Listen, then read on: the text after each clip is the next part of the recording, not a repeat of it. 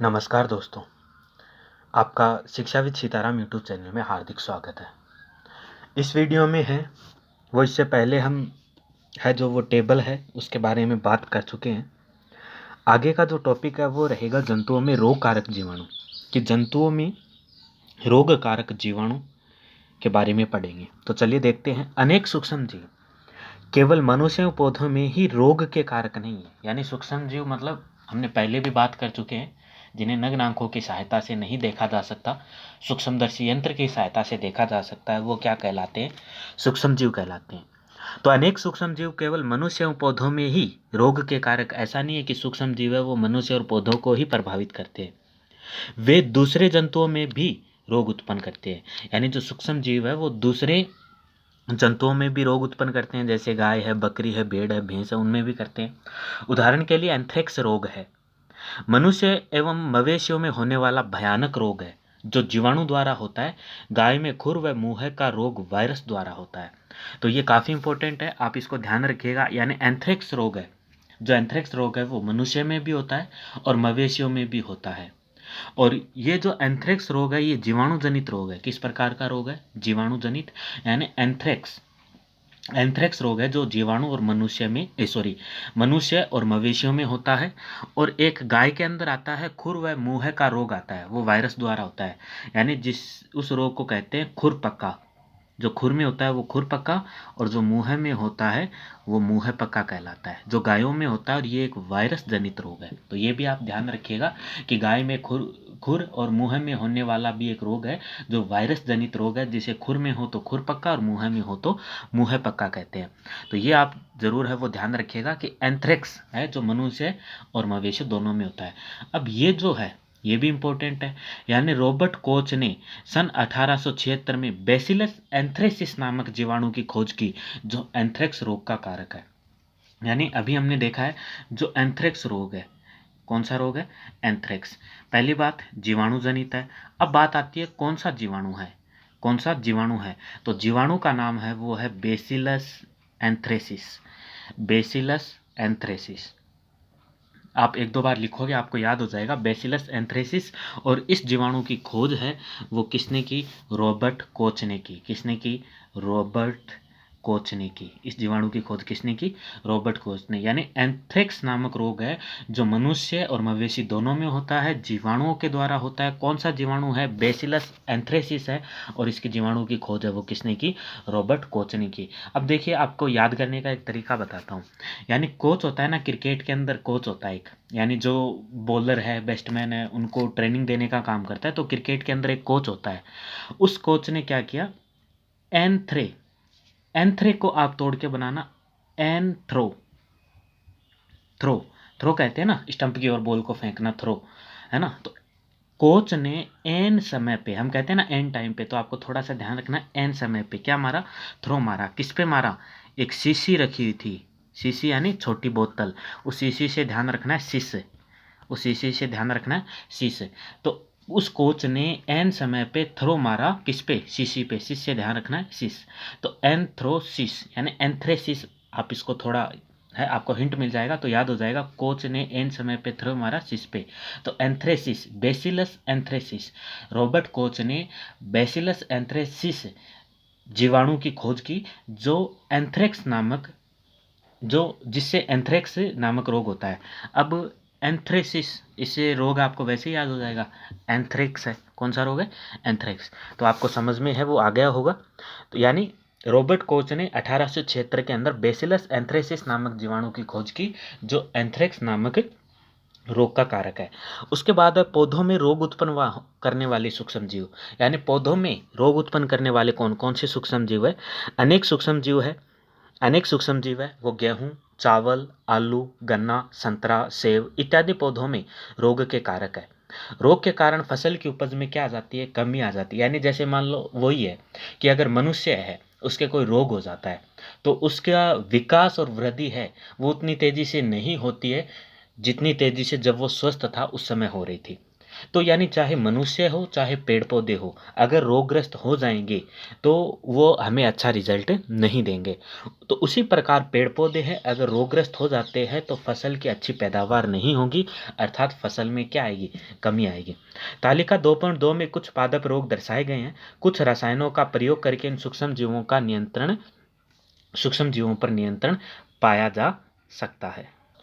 उसके बाद है वो ये टेबल है कि सूक्ष्म जीवों द्वारा पौधे में होने वाले कुछ रोग, यानी सूक्ष्म जीव पौधों में कौन कौन सा रोग करते हैं, उत्पन्न करते हैं। तो इसके अंदर देखते हैं नींबू। नींबू में एक रोग होता है कैंकर नामक रोग, यानी ऐसे दाने से उभर आते हैं नींबू में। तो नींबू में जो कैंकर रोग है वो कैसा है, जीवाणु जनित है। यानी नींबू का जो कैंकर रोग है वो किस सूक्ष्म जीव के कारण होता है, जीवाणु से होता है।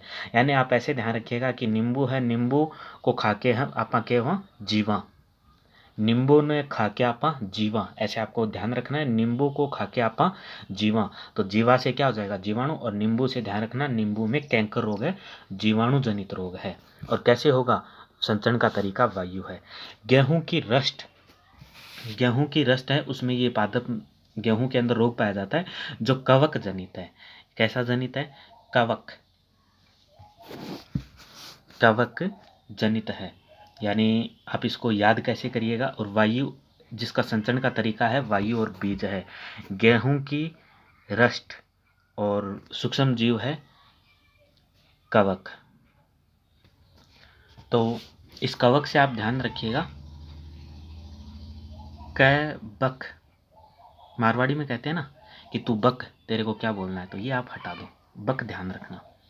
यानी गेहूं भी क्या है, बोल रहा है, आपको ये ध्यान रखना है। हालांकि गेहूं बोलता नहीं है, मान लो ये क्या है, गेहूं है ना, ये गेहूं बोल रहा है। तो हम, गेहूं हमसे बात करना चाहता है तो हम कहते हैं बक, क्या क्या करना है तुझे, बक।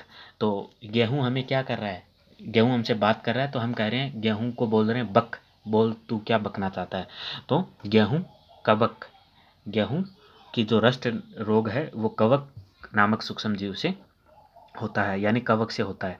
फिर है भिंडी की पीत। भिंडी की पीत है वो वायरस से होता है। किससे होता है, वायरस। यानी भिंडी की पीत, अब भिंडी की पीत का आपने क्या बना लिया, रस बना लिया। और रस बना लिया तो किसने पूछा, वाई, क्यों बनाया आपने, अंग्रेजी में होता है ना वाई। तो इसको आप ध्यान रखना। यानी आपने भिंडी ली, आपको ऐसे इमेजिन करना है, आप अपने दिमाग के अंदर चित्र बनना चाहिए कि आपने क्या लिया, जैसे ये भिंडी है इस प्रकार से।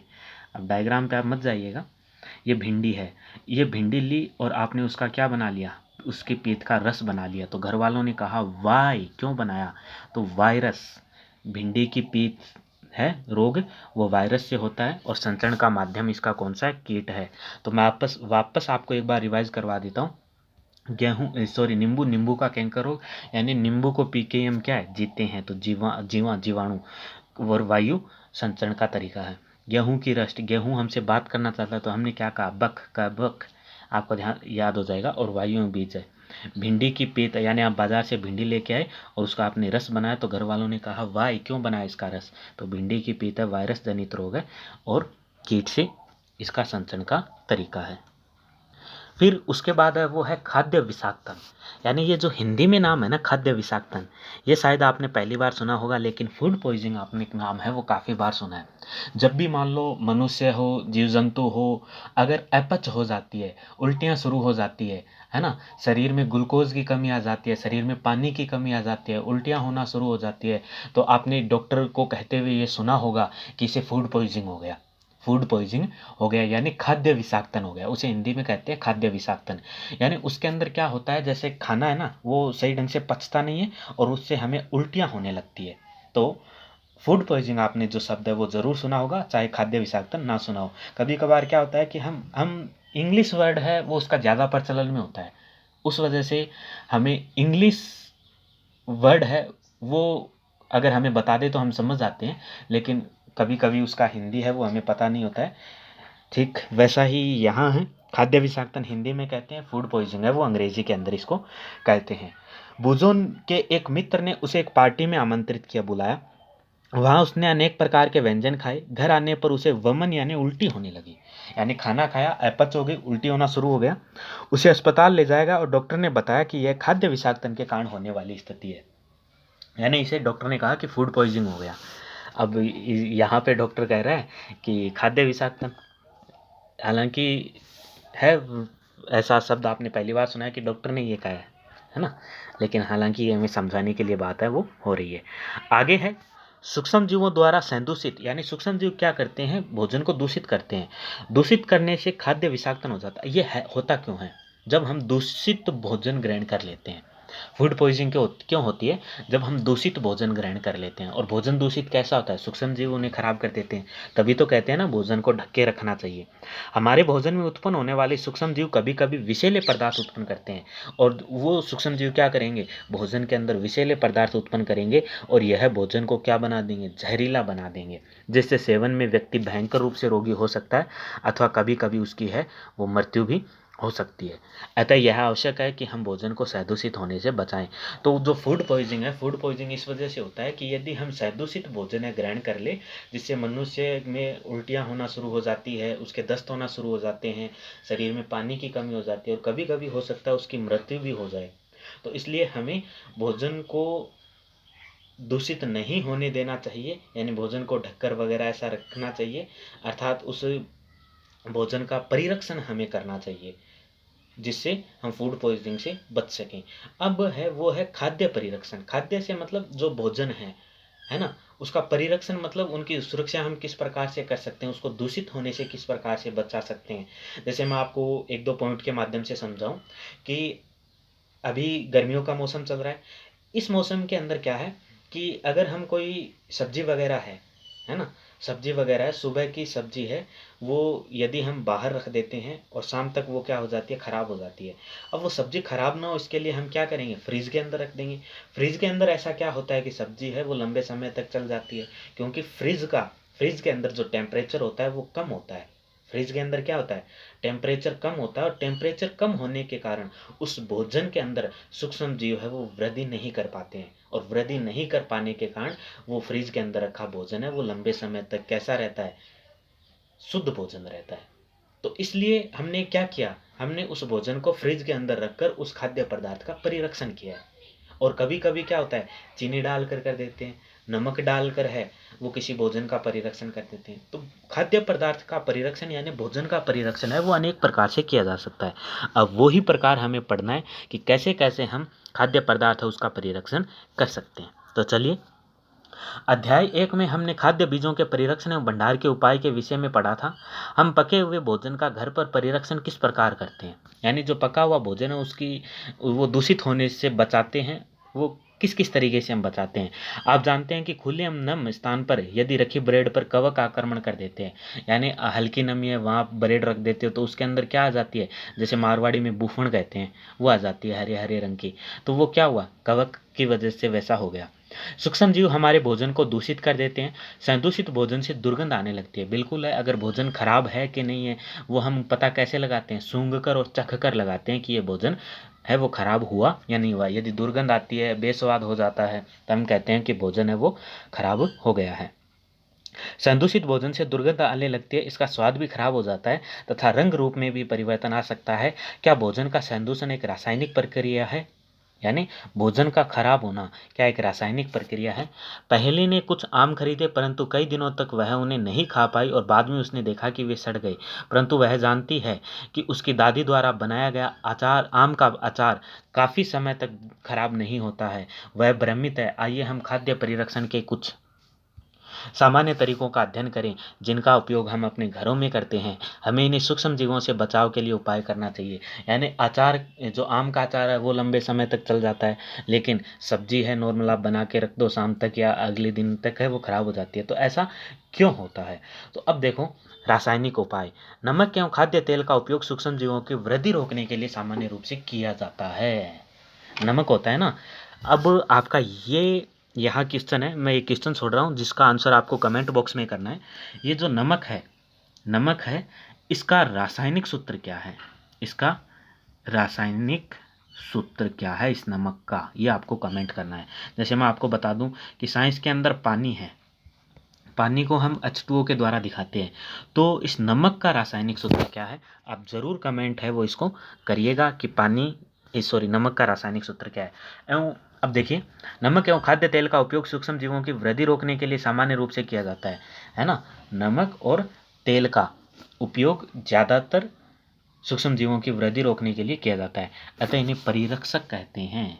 यानी ऐसे पदार्थ, पूछ ले परिरक्षक क्या होता है?